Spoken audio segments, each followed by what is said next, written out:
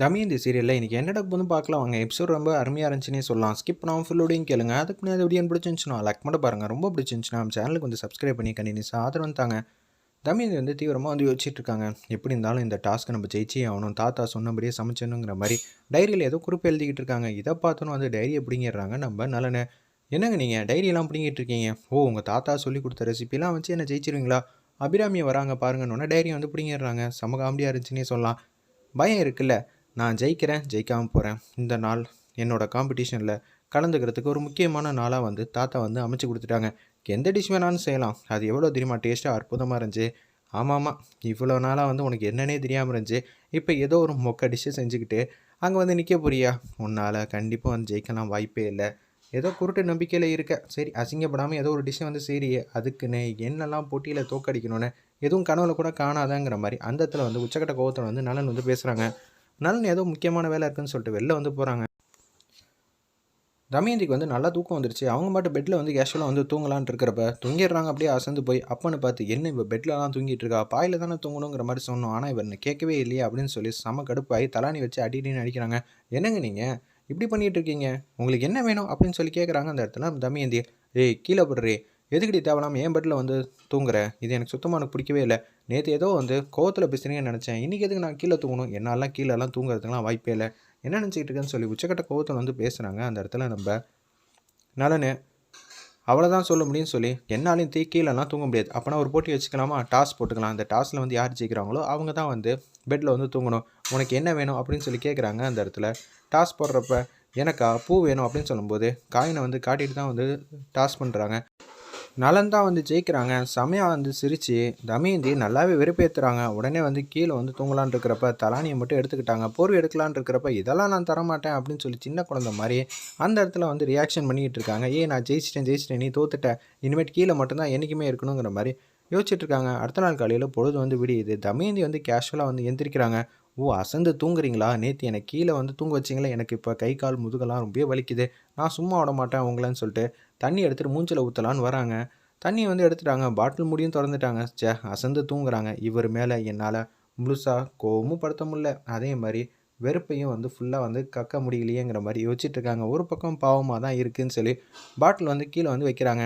சரி, அந்த காயின் வந்து எடுத்து பார்க்கலான்னு சொல்லி பார்க்குறாங்க. ஏன்னா அந்த காயின் வந்து பெருசாக இருக்குது. தொட்டு பார்த்தா 2 பக்கமும் தலை இருக்கிற மாதிரி 2 காயின் வந்து ஒட்டி வச்சுருக்காங்க. அந்த இடத்துல நலனு, சாதாரண விஷயத்தில் கூட நீங்கள் இப்படியா பண்ணுறீங்க, கொஞ்சம் நேரம் ஆகட்டும், நான் யாருங்கிறது உங்களுக்கு நிரூபித்து காட்டுறேன்னு சொல்லி உச்சக்கட்ட கோவத்தில் வந்து கிச்சனுக்கு வந்து போகிறாங்க.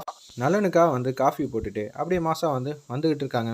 அச்சோ, உன்னை நினச்சா எனக்கு ரொம்ப பாவமாக இருக்குமா, ஏன்னா நீ எப்போ பார்த்தாலும் தோத்துக்கிட்டு தான் இருப்பேன், இந்த நலன் வந்து ஜெயிக்கணும்னு முடிவு பண்ணிட்டானா எல்லாத்தையும் ஜெயிச்சுட்டு தான் இருப்பாங்கிற மாதிரி அந்த இடத்துல நலன் வந்து செம்மையாக கலாய்க்கிறாங்க. இருப்பினும் உன்னோட பண்பாடுலாம் ரொம்ப சூப்பராக இருக்குது, காஃபி வந்து எனக்காக வந்து போட்டு வந்திருக்கல, ரொம்ப சந்தோஷம் தான். என்றைக்கு நீ பூ வந்து விழுதோ அன்றைக்கி வந்து நீ மேலே தூங்கிக்கலாம், அன்றைக்கி நான் வந்து கீழே வந்து தூங்குவேன்னு சொன்னேன். காஃபி எடுத்து குடிக்கிறாங்க. என்னமோ ஒன்று கலந்து கொண்டு வந்துட்டாங்க போல இருக்குது. ஒன்று துப்புறாப்பில், எதுக்கு வந்து இது மாதிரி பண்ண, நீ எல்லாம் ஒரு பொண்ணா, இந்த சின்ன விஷயத்தில் கூட தோற்று போயிட்டேங்கிறதுக்காக இப்படியா பண்ணுவேன். அந்த காயின் எடுத்து காட்டுறாங்க. என்னங்க இந்த காயின், இந்த காயின் ரொம்ப சூப்பராக அற்புதமாக இருக்குது, இதில் தானே ஜெயிச்சிங்க, சரி சரி பார்த்துக்கலாம், சின்ன விஷயத்தில் கூட நீ ஏமாத்துவியா அப்படின்னு சொல்லி கேட்குறாங்க. அந்த இடத்துல நம்ம தமயந்தி, ஆமாண்டி, என்னால் சின்ன சின்ன விஷயத்துலேயும் வந்து என்னால் தோக்க முடியாது, நான் ஜெயிக்கணும்னா என்ன வேணாலும் செய்வேன், அப்போனா சாதா விஷயத்தில் கூட பித்தலாட்டம் ஃப்ராடுத்தனம் பண்ணாமல் எதுவும் செய்ய முடியாதா? நான் பித்தலாட்டமும் பண்ணல, ஃப்ராடுத்தனமும் பண்ணல, எனக்கு என்னோடய கடமை, நான் ஜெயிக்கணும்னா நான் என்ன வேணாலும் செய்வேன், அதில் இது ஒன்று. அப்போனா அந்த காம்படிஷனில் நான் தான் சொன்னேனே, நீ நேர்மை சத்தியம் இருந்தானா என் கிட்டலாம் ஜெயிக்க முடியாது, நீ தான் ரிசல்ட்டு ஃபைனல்லி வந்து ஜெயிக்கிற மாதிரி இருந்தால் கூட நான் ஒன்றை தோக்கடிச்சிருப்பேன் அப்படின்னு யோசிச்சுட்ருக்காங்க. அந்த இடத்துல நம்ம நலனு, சரி பார்க்கலாங்க, எப்போதும் வந்து நீதி, நம்பிக்கை, நாணயம் இதெல்லாம் இந்த உலகத்தில் இன்னமும் நம்புகிறேன், அதனால் கண்டிப்பாக நான் தான் ஜெயிப்பேன். அந்த டுபாக்கூர் டிஷ்ஷை வச்சுட்டு நீதி நம்பிக்கையெல்லாம் பேசுகிற பற்றியா செம காமெடியாக தான் இருக்குன்னு நலன் வந்து அந்த இடத்துல வந்து பேசிகிட்டு இருக்காங்க. ஒரு பக்கம் கேஷுவலாக வந்து வெளியில் வரப்போ கௌதம்னு ஒருத்தவங்க இருக்காங்களே, சைலஜாவோட பையன், அவங்க அபிராமி அம்மா இருக்காங்களா இல்லையான்னு நைஸாக வந்து உள்ளே வந்து போகிறாங்க. யாரோ ஒருத்தவங்க ரூம்குள்ளே போன மாதிரி தெரிஞ்சிச்சு. சரி, என்ன ஏதுன்னு பார்க்கலான்னு சொல்லி தமீன் வந்து எட்டி பார்க்கும்போது லாக்கரை திறக்கிறாங்க. லாக்கரில் கிட்டத்தட்ட 50 லட்ச ரூபா கிட்ட பணம் இருக்குது.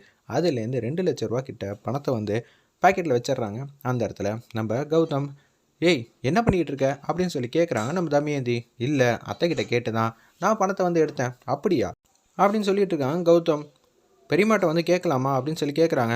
நீங்கள் கேட்டால் கேளுங்க, கேட்காட்டா போங்க, அதை பற்றி எனக்கெல்லாம் கவலையும் இல்லை, எதுவும் இல்லை. நான் வந்து நல்ல விதமாக கேட்டு தான் எடுத்தேங்கிறாங்க. ஆனால் இது நம்ம அபிராமி அம்மாவுக்கு சுத்தமாக தெரியாது. அவங்க இங்கேருந்து பணத்தை திருடிட்டு அவங்க காஸ்ட்லியாக ஏதோ செலவு பண்ண போகிறாங்க போல இருக்குது. பணத்தை பற்றி அக்கறையே இல்லாமல் இவ்வளோ வந்து எடுத்து ஒவ்வொரு நாளும் செலவு பண்ணிகிட்டு இருக்காங்க.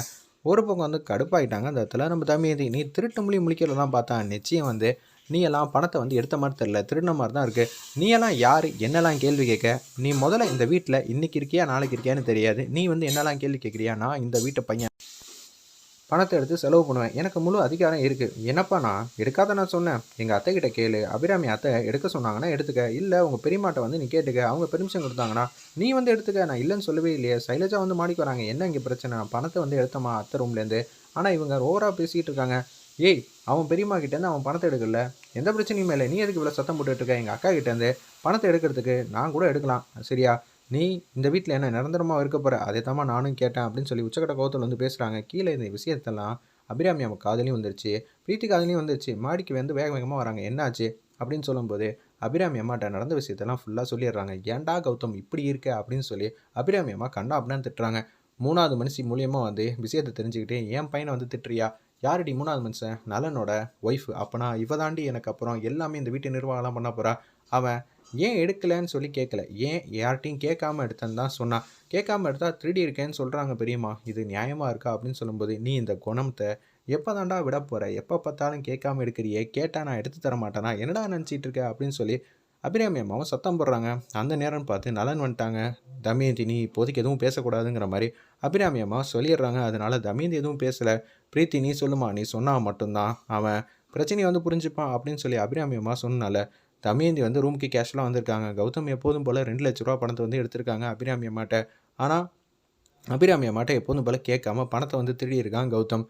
இந்த பக்கம் ஏன்டா அது மாதிரி செய்கிறேன்னு கேஷுவலாக தான் அண்ணி வந்து கேட்டாங்க. நீ இதெல்லாம் கேட்குறதுக்கு யார்? நீயே வந்து இங்கே டெம்பரவரி தான். நீ எல்லாம் என்னை கேள்வி கேட்குற அளவுக்கு உனக்கு தகுதி இல்லை, எதுவும் இல்லைன்னு சொல்லி அசிங்கப்படுத்தியிருக்காங்க அப்படின்னு சொன்னோட உச்சக்கட்டக்கும் அடைஞ்சிட்டாங்க. டேய், தமயந்திக்கும் அபிராமி அம்மாவுக்கும் இந்த வீட்டோட மேலே அக்கறை அன்பு பாசம் எல்லாமே இருக்குடா. அதனால அவங்க கேட்குறாங்கடா. நீ யாரா அவங்கள பற்றி இப்படிலாம் பேசுகிற? ஏன் ஒய்ஃபுக்கிட்டே இப்படி வந்து கேட்பியான்னு சொல்லி அந்த இடத்துல வந்து சட்டையை பிடிச்சி இழுக்கிறாங்க. சித்தி நீங்கள் பண்ணுற திமிர்த்தனத்தினால தான் இவ்வளோ செலவு பண்ணிகிட்டு இருக்கான். 2 நாளைக்கு எதுக்கு இவனுக்கு 2 லட்ச ரூபா பணம் தேவைப்படுது? டேய், நான் நினச்சேன் எவ்வளோ வேணாலும் கோடிக்கணக்கில் செலவு பண்ணலாம்டா. ஆனால் பணத்தை வந்து சம்பாதிக்கணும்னா அது ரொம்பவே கஷ்டம். அந்த பணத்தை வந்து செலவு பண்ணுறதுக்கு முன்னாடி அதை பணத்தை வந்து பெருக்க முடியுதா? நம்மக்கிட்டேருந்து ஈஸியாக பணத்தை வாங்கிடுவாங்கடா மற்றவங்க. ஆனால் நம்ம அந்த பணத்தை சம்பாதிக்கும் போது தாண்டா தெரியும் நம்ம எதுலையும் ஏமாறக்கூடாதுன்னு. எதுக்குடா உனக்கு இவ்வளோ பணம் அப்படின்னு சொல்லி உச்சக்கட்ட கௌதம் வந்து கேட்குறாங்க. அந்த இடத்துல நம்ம நலன் வந்து கௌதம்கிட்ட நீ எதுவும் கேட்காத அப்படின்னு சொல்லி அபிராமி அம்மா சொல்கிறாங்க. சண்டே ஆகிட போகுதுப்பா, இன்னொரு வாட்டி ஏதாவது வந்து திருட்டுத்தனம் பண்ணால் அப்புறம் நான் மனுஷனாக கூட நடந்துக்க மாட்டேன்னு சொல்லி கோவத்தில் வச்சு திட்டிட்டு கௌதம் கிட்டேருந்து சண்டை போட்டுட்டு நலன் மட்டும் மாதம் வந்து கிளம்புறாங்க. நீ எதுக்கும் வருத்தப்படாதங்கிற மாதிரி தான் பேசுகிறாங்க. நான் அபிராமி அம்மா வந்து நம்ம தமயந்தி கிட்ட வெயிட் பண்ணி பார்ப்போம்.